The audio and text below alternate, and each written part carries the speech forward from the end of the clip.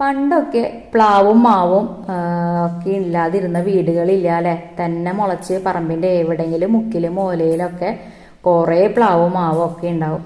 ചക്കയ്ക്കും മാങ്ങയ്ക്കും ഒന്നും നമുക്കൊരു ബുദ്ധിമുട്ടുണ്ടായിരുന്നില്ല. ഇപ്പം അങ്ങനെയല്ല സ്ഥിതി.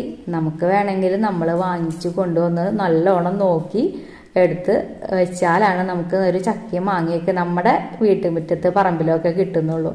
അപ്പൊ അതുപോലെ ഒരു പ്ലാവ് നടാനുള്ള തയ്യാറെടുപ്പിലാണ് ഞങ്ങൾ. അപ്പൊ ജൈവവളങ്ങൾ മിക്സ് ചെയ്തുകൊണ്ടിരിക്കുകയാണ്.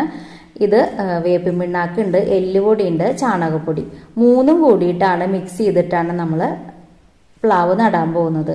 അപ്പോൾ വലിയൊരു കുഴി എടുത്തിട്ടുണ്ട്, അത്ര വലിയതല്ല. അപ്പൊ അതിലേക്ക് ചപ്പവും ചടാലൊക്കെ ഇട്ട് കൊടുക്കുകയാണ്. കാരണം നമ്മൾ വെക്കുമ്പോൾ വേരൊക്കെ ഓടി വേഗം നല്ലോണം മണ്ണിൽ സെറ്റ് ആവാനായിട്ടാണ് ഇങ്ങനെ ചപ്പും ചവറൊക്കെ ഇട്ട് കൊടുക്കുന്നത്. അപ്പോൾ അതിനുശേഷം നമ്മൾ മിക്സ് ചെയ്ത് വെച്ചിരിക്കുന്ന ജൈവവളം കുറച്ച് അതിലേക്ക് ഇട്ട് കൊടുത്തിട്ടുണ്ട്. അപ്പോൾ ഇതാണ് നമ്മുടെ പ്ലാവ്. വിയറ്റ്നാം സൂപ്പർ എയർലി പ്ലാവാണ് വാങ്ങിയിരിക്കുന്നത്, പ്ലാവിൻ തൈ. അപ്പോൾ ഇതൊരു 500 രൂപയ്ക്ക് ആയിട്ടാണ് നമ്മൾ നഴ്സറിയിൽ നിന്ന് വാങ്ങിയപ്പോൾ. അപ്പോൾ അതിൻ്റെ കവർ പൊട്ടിച്ചപ്പോൾ അതിൽ അവരിട്ട് കൊടുത്ത വളത്തിൻ്റെ കുറച്ച് ഇതൊക്കെ ഉണ്ടായിരുന്നു. അപ്പോൾ അത് പോണ്ടാന്ന് വിചാരിച്ചിട്ട് ഇങ്ങോട്ട് നീക്കി വെച്ചിട്ടാണ് കവറൊക്കെ നമ്മൾ തുറക്കുന്നത്. കവർ തുറന്നപ്പോൾ നല്ല ഹെൽത്തി ആയിട്ടുള്ള പ്ലാന്റാണ്. റൂട്ടൊക്കെ നല്ലോണം ഓടി നല്ലതായിട്ടിരിക്കുന്ന പ്ലാന്റാണ് കേട്ടോ.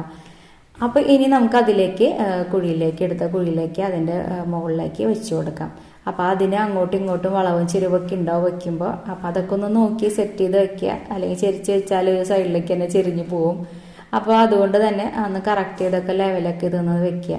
അതിനുശേഷം കുറച്ച് മണ്ണ് അതിൻ്റെ മുകളിലേക്ക് ഇട്ട് കൊടുക്കുന്നുണ്ട് കേട്ടോ.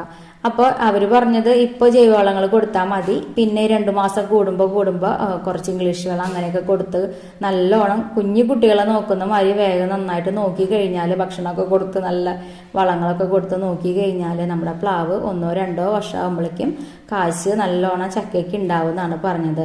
നമ്മുടെ അടുത്ത് ആയുർജാക്കിൻ്റെ ഒരു പ്ലാവ് ഉണ്ട്. അപ്പോൾ വിയറ്റ്നാം എയർലി സൂപ്പർ എയർലി ഉണ്ടായിരുന്നില്ല, അപ്പോൾ അത് വാങ്ങി വെക്കാമെന്ന് വിചാരിച്ച് വെച്ചതാണ്. അപ്പോൾ എങ്ങനെയുണ്ട് അതിൻ്റെ ചക്ക? ഞാൻ ഒരു വട്ടം മാത്രമേ കഴിച്ചിട്ടുള്ളൂ വിയറ്റ്നാം എയർലിയുടെ.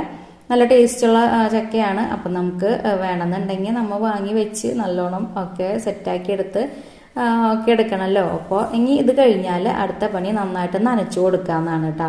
നനച്ചു കൊടുത്ത് നല്ലോണമൊക്കെ നോക്കി സെറ്റായി കഴിഞ്ഞാൽ വേഗം തന്നെ ഉണ്ടാവട്ടെ എന്ന് വിചാരിക്കാം. അപ്പം നമ്മുടെ പ്ലാവൊക്കെ നട്ട് സെറ്റായിട്ടുണ്ട്.